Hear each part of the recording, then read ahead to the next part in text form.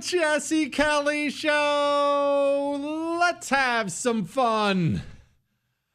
On a Wednesday hump day, you've crested the peak of the week. It's all downhill from here. Smile, life is good. And we have a gigantic show for you tonight. First of all, before I go anywhere else, let me go ahead and tease a little something here. That's what we say in the radio industry. An hour from now, we have an announcement coming about something that's coming. That's a lot of coming. Either way, there's an announcement coming about something that's coming an hour from now, and you are going to want to be seated and ready to go for that announcement, giving you a heads up right now. That's something. Here's something else. In fact, we're going to get to this in just a minute or two. Sending the troops into American cities like Chicago. Trump says he's going to go through with it. Not saying I'm against it at all, but I have a concern, and I want to talk to you about this. We're going to think through this. I'm a little bit worried about something. We'll talk about that. We'll talk about communists being young mass murderers. Americans still are having a hard time making ends meet. People aren't talking about that enough. We're going to talk about having gas on a plane. Why would a guy be so bold as to tow away an ICE vehicle the Secret Service can't shoot? Putin and Z are discussing how to live forever. All that, emails, so much more coming up tonight on the world-famous Jesse Kelly Show. Now, let's talk about where we're at as a country, where you're at, where I'm at, the condition of our cities, and the appropriate response to it. And let's acknowledge the risks involved. Okay, you just stay with me for a few as we walk through this. First of all, Americans, many Americans, I would argue most, have a desire not necessarily to live in a city. Maybe you love living in a city. Maybe you don't ever want to go, but to visit one from time to time. Even if you're more of a rural person, a country person, most people, want to go take in a show. Want to take the wife out. Yeah, you want to go shopping. Want a nice restaurant. It's something a city can offer you that you don't have access to. But there's a problem. American cities are filthy, smelly, and dangerous. They're full of crime. American cities, almost universally, not totally universal, but almost universally, are not a place, if you have a daughter, I don't, but if you have a daughter, that you would in any way feel comfortable if she had to walk 5 city blocks at midnight by herself. No chance. Name me the American city where you'd be fine with that. You can't. And as we've talked about before, we've kind of gotten to this place of acceptance. We've been conditioned over years and years and years of watching it to just kind of accept that's how it is. New York City, I love it. Ob loves it. Ob has gone to New York City, I believe, twice with her sisters. One was with her sisters. The other one was with a group of girls. Her girlfriends. They were going to see some stupid Broadway show and take in a concert. Even then, this was years ago. Together at all times, not out late, not just having to take precautions. Now, she wouldn't go and I wouldn't let her go. Too dangerous. And we've been conditioned to accept that, well, that's cities. And American Democrats, I should point out, who are the cause of this, they're the reason cities are that way.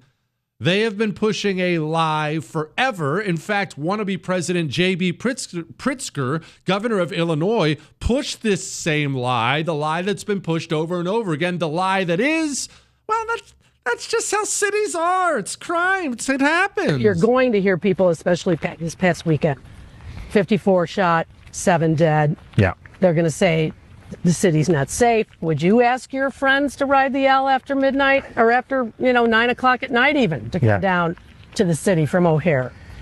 Look, big cities have crime. There's no doubt about it. But They love that lie.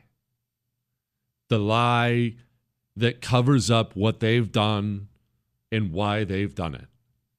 Democrats have made cities Sodom and Gomorrah, havens for criminals of all types, because it helps them politically. It helps them stay in power. They care not for the condition of the people inside of the cities. They only care about themselves. And so they let criminals out of jail. They let the homeless people pee on the sidewalk. They flood the place with illegals. And then when you get angry about it, when the nation starts to pay attention, they do the J.B. Pritzker thing of, hey, it's a big city, man. That's just kind of how it is.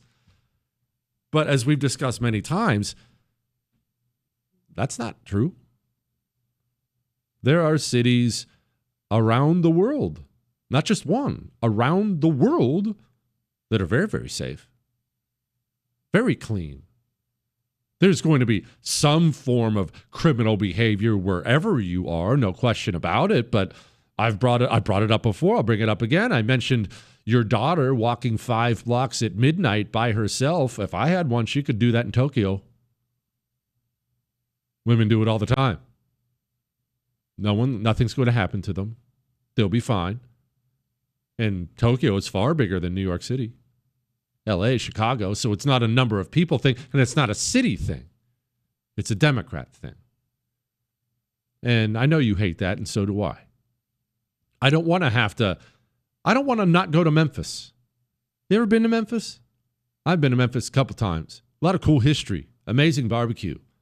You can't go to Memphis anymore. Memphis is a war zone now. I want to be able to go to Memphis. Memphis is a city in my country, in a state I love. Don't you want to go? Of course, but you can't.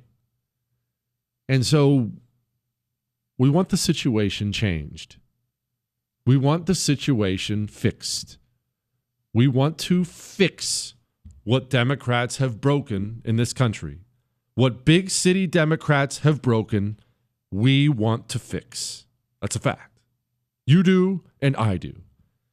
Now, we look at what Donald Trump did with the National Guard in Washington, D.C. And this is going to be important. Details matter. Remember that. Details matter. Big headlines, simplicity, sells really well on social media, easily digestible. Details matter. First of all, what is actually happening in Washington, D.C.? What is going on? Well, here's what's going on. Trump brought in the National Guard. The National Guard has a physical presence all over D.C. The National Guard being physically there is a deterrent, a huge deterrent. Guys in camouflage with guns, big deterrent. He's using the National Guard for a variety of things. They're standing guard, obviously. They're picking up trash, doing D.C. beautification, things like that.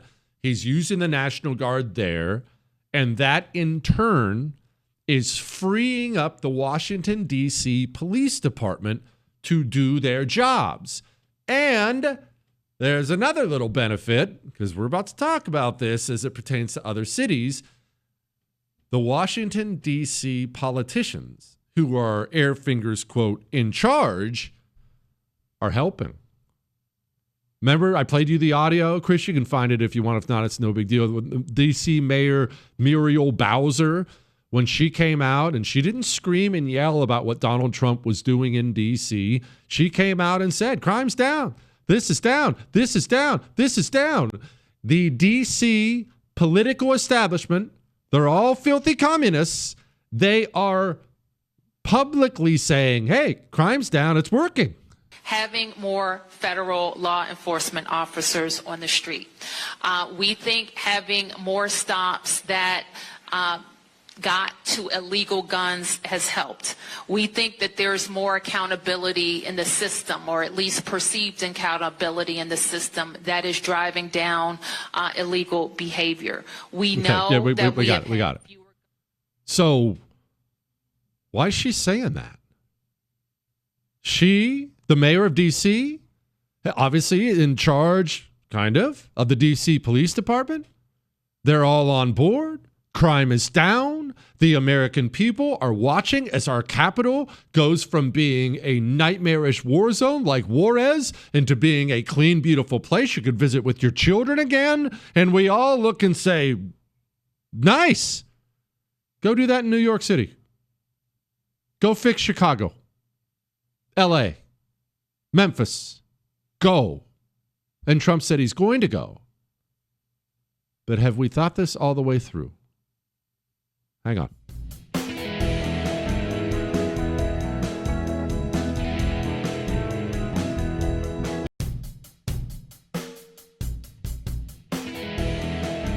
It is the Jesse Kelly Show on a wonderful Wednesday. Of course, it's a hump day, only 45 minutes or so, give or take, away from our big announcement on what's coming on the Jesse Kelly Show. And remember, you can email us, jesse@jessekellyshow.com. Back to what we were talking about. You, me, we're upset with the condition of American cities. I want to be able to go to Chicago, take my wife to New York. I want to feel safe. I want it to be clean. I want it to be normal like other cities are around the country. Democrats have destroyed them. And so we sit back and we watch. We watch as Donald Trump, to his credit, brings the National Guard into Washington, D.C., and just like that, murders are gone. The carjackings, the robberies, just like that. If you wanted to right now, and you wanted to stay in the appropriate part of town, we'll get to that in a moment. It's going to matter. You wanted to go see the Capitol, see the sights, visit the Lincoln Memorial, Vietnam Memorial. You could take your family, small children too, and you could go without worry. And we look at that and we say, wow, why don't we do that everywhere? Why don't we do that everywhere? And I'm going to stress this, and I might have to stress this a couple times. I'm not saying don't. When it comes to places like Chicago, that's going to be the main topic here, but it'll apply to everywhere. New Orleans, everywhere. I'm not saying don't. But Trump brought it up today. Well, we're going in. I didn't say when. We're going in. He's talking about Chicago here. He was asked about Chicago. This is what he says. Well, we're going in. I didn't say when. We're going in. When you lose, look, I have an obligation. This isn't a political thing. I have an obligation. When we lose, when 20 people are killed over the last 2.5 weeks and 75 are shot with bullets.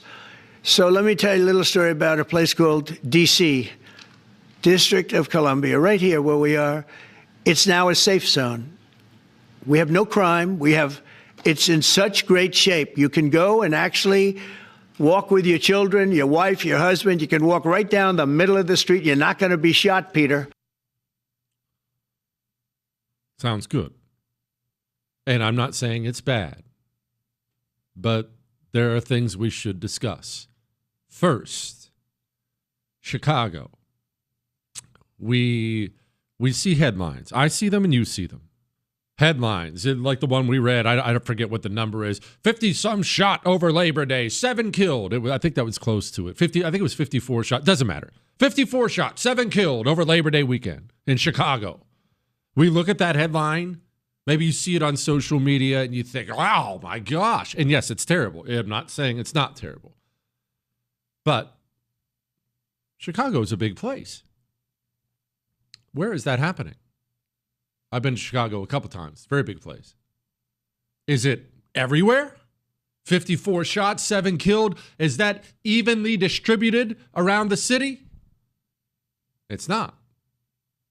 It's not at all.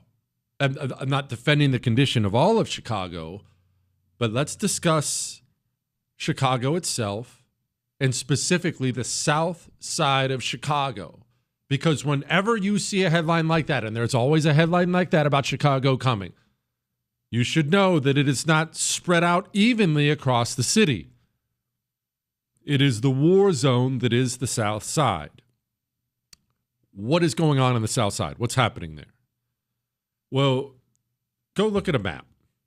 As we so often say, look at a map. If you're not driving, look up Chicago on your phone. Chicago, Illinois. Okay. See it? Zoom out. I want you to zoom out. Now, I want you to look at this as if you are a drug smuggler. I want you to look at Chicago. Look at its location. Huh. Pretty strategic, right? Look at those Great Lakes right there. Canada right there to the north. Maybe you're coming up from the south. Is there a better, if you had a cocaine warehouse, let's say you're an evil narco terrorist and you sell cocaine, little booger sugar to everybody, and you've got a lot of it. Where would you say, looking at a map, thinking about highways, thinking about borders, thinking about proximity, where would you, if you had one warehouse, where would you put it? Chicago. It would at least be on your very short list. You would put it in Chicago. Why are there so many shootings and murders in Chicago? Well, this is something I'm familiar with. Certainly not an expert, but I know a bit about a bit. They're gang shootings. And they're gang shootings because the cartels use the city of Chicago and specifically the south side of Chicago as what amounts to, it's more than one warehouse. I was making it simple, as what amounts to a central hub for drug distribution in Chicago and around the United States of America. The gang members kill each other en masse as fast as they possibly can kill each other, and it's all about control of different aspects of the drug trade in Chicago. Now, how bad is it? We'll talk about that some more in a moment as we just walk through this with me. Just a little mental experiment as we walk through this and my concerns about it.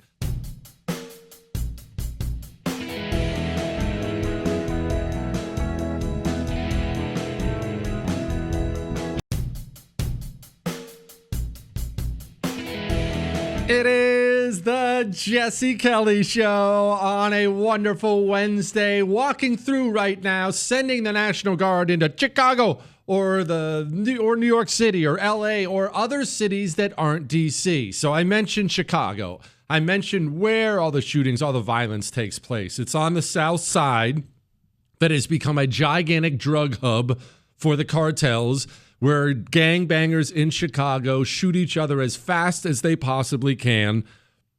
If you would like, shoot, I don't even know where it is. Never mind. I was about to try to point you to a documentary. There are several out there you can watch on the gang violence in Chicago. I would encourage you, just if you have a little time, get past the headlines. Maybe instead of doom scrolling social media tonight, if you have a little extra time, go look one up. I'm sure they're on YouTube or Netflix or Amazon. Go look one up. And what you'll see will be awful and frankly heartbreaking and horrifying.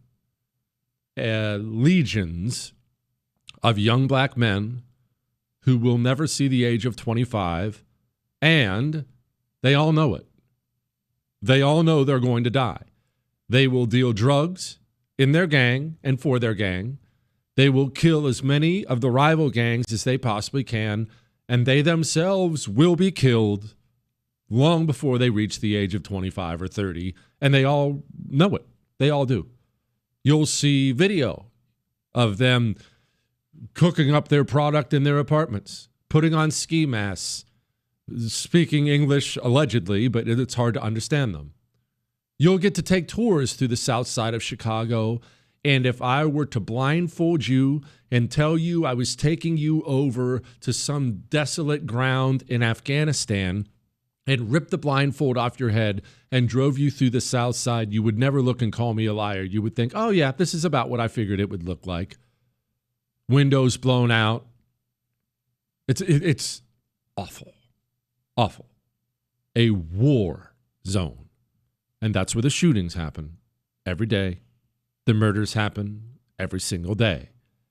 Now, for the other part, and this is the big part, Donald Trump and the National Guard have been able to secure Washington, D.C. because the National Guard is able to supplement a police department that is now essentially under the command of the federal government, because Washington, D.C. belongs to the federal government. Think of Washington, D.C. essentially as a big army base. I know it's not, but think of it like a big army base. And at some point in time, the Army said, well, you can rent out some space and stuff. You want to do some Airbnb stuff or whatever, that's fine. Rent it out. I mean, we'll let you run it for a while. And then the Army comes in, doesn't like how you run it. Well, it's their base. If they want this here, it's going to be there. That's how the federal government's relationship with D.C. is. It belongs to the federal government. Therefore, the federal government has the authority to command it. And the mayor of D.C., who's a scumbag communist, that Bowser, she was the one writing Black Lives Matter in the street. She knows it. That's why she has to give press conferences. Well, I mean, crime is down. There really aren't any murders anymore. She has no choice.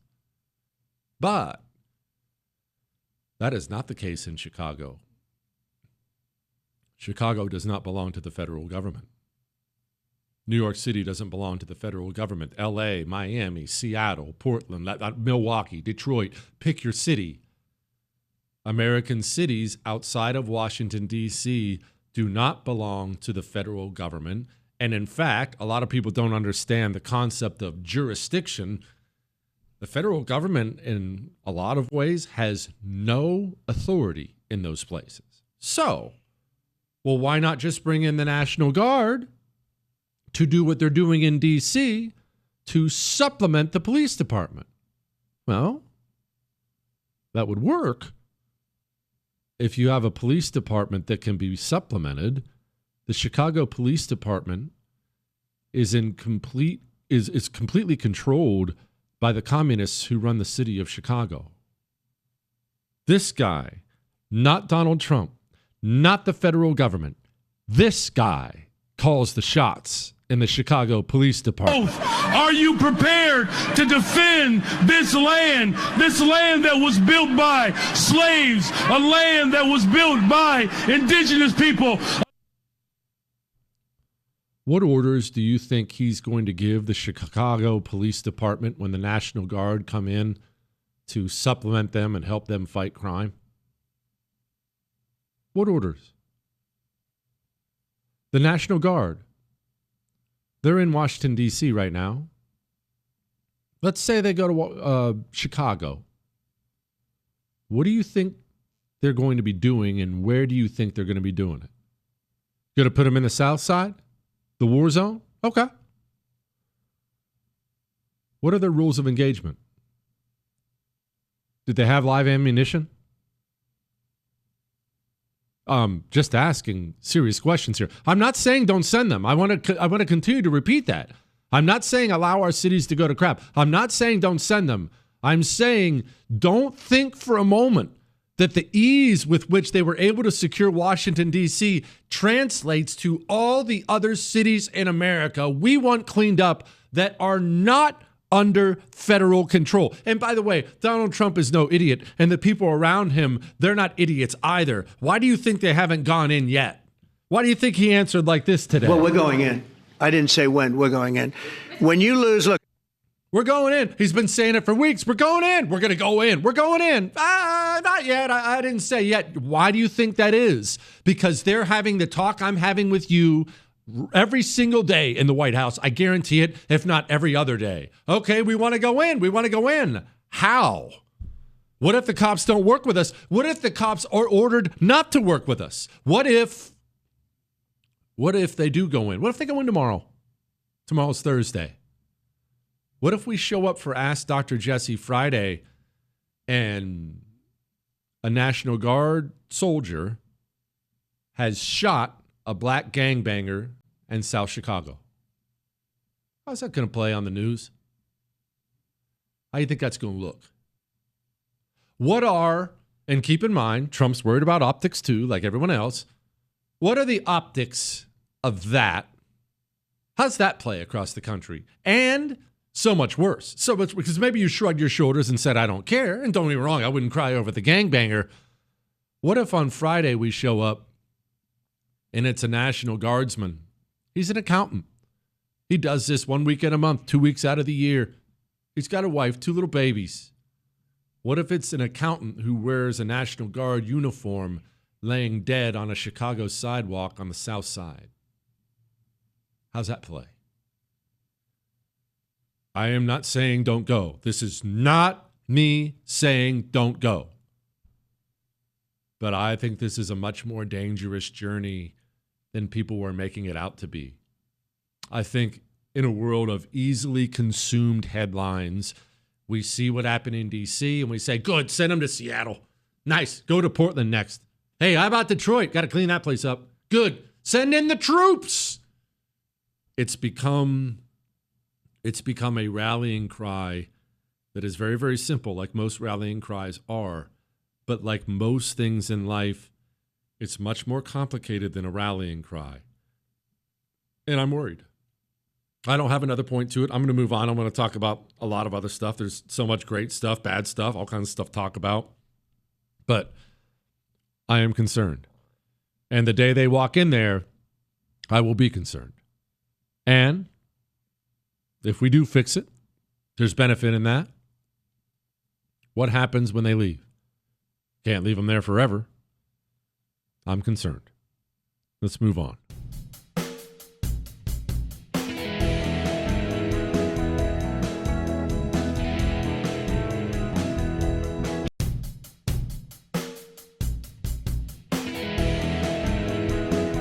It is the Jesse Kelly Show on a Wednesday. If you miss any part of the show, you can download the whole thing, iHeart, Spotify, iTunes. We are down to 10 minutes away from the big announcement of what's coming. I'm so unreasonably excited. Gosh, it's going to offend so many people. All right, so that's coming. One final word on this Chicago thing. Just again, Washington, D.C., you bring in the National Guard, but the federal government is in control of Washington, D.C. We say you do. That's how it works. It doesn't work that way in other parts of the country. And by the way, it shouldn't, right? You don't want the federal government controlling states, controlling cities. That's how our country was set up. So this is the governor of Illinois. You're going to hear people, especially this past weekend, 54 shot, 7 dead. Yeah. They're going to say, the city's not safe. Would you ask your friends to ride the L after midnight or after, 9 o'clock at night even to come down to the city from O'Hare? Look, big cities have crime. There's no doubt about it. But this is the lieutenant governor of Illinois. If you or someone you love aren't sure what resources exist for immigrants in our state, I want you to go to IllinoisImmigrationInfo.org. On the front page, there's a red button that says Learn Your Rights. That takes you to a complete Know Your Rights toolkit where you can access specific guidance for different scenarios.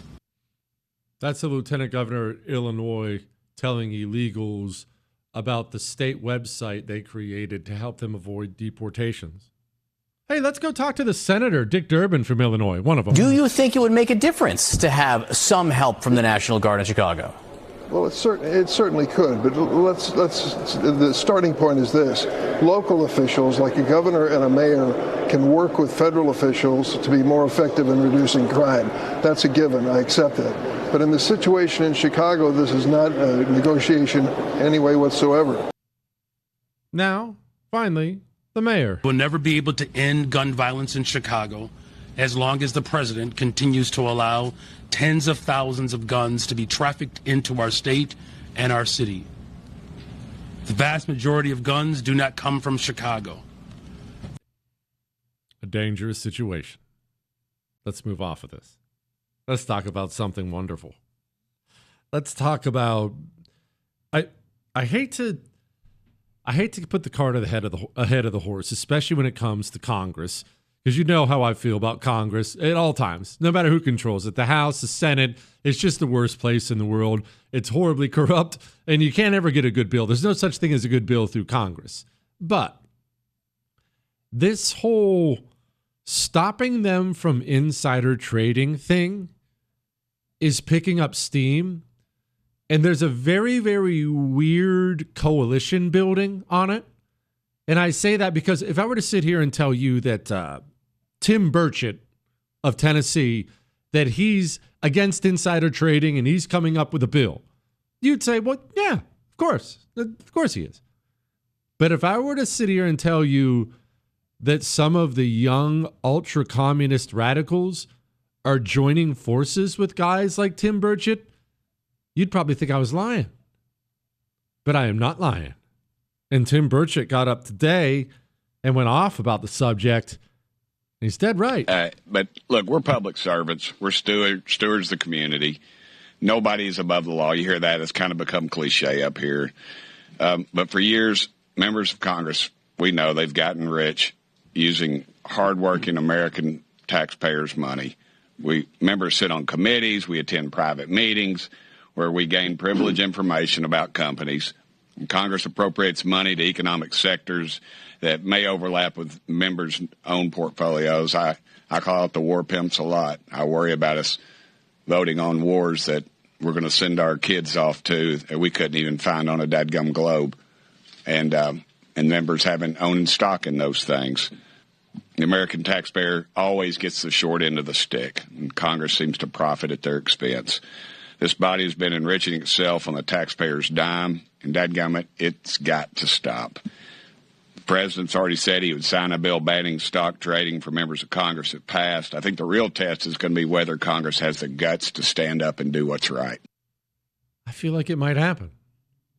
Now, granted, Jewish producer Chris, of course, had to be all over it, and he had to dig through some old audio, and he had to find Grandma Vaca, apparently after a couple extra shots talking about it. Madam Speaker, Insider just completed a 5-month investigation finding that 49 members of Congress and 182 senior congressional staffers have violated the Stock Act, the insider trading law. I'm wondering if you have any reaction to that, and secondly, should members of Congress and their spouses be banned from trading individual stocks while serving in Congress? No, I don't know to the second one. We have a responsibility to report in the stock, on the stock, but I'm not familiar with that 5-month review, but if people aren't reporting, they should be. Because this is a free market and we're a free market economy. They should be able to participate in that. Yeah, that's because her husband participates in that. There's probably been no person, trying to think, I don't think there's a single person in the United States government who has been in possession of more insider knowledge about the government's involvement in the economy, what it's going to do, what it's not going to do. I don't think there's a single person that has more knowledge in her head than Nancy Pelosi does over the last 20, 30 years. Chris, am I off base on that? Is there someone I'm not thinking of? Yeah, she's probably number one, and she beats Warren Buffett on the stock market every year. Or, I'm sorry, her husband does. Her husband does. Yeah, Chris said significantly beats the best mind. They're insider trading. And I feel, maybe, Chris, write this down. Maybe I'm stupidly hopeful. Maybe I'm just in a good mood. I feel like this might be something that gets done. And if it gets done, it might be the only good law Congress has ever passed in my lifetime. Look, I'll take one. Hey, let's take one. Whatever. I have a fun announcement for you. We'll go to that in a moment.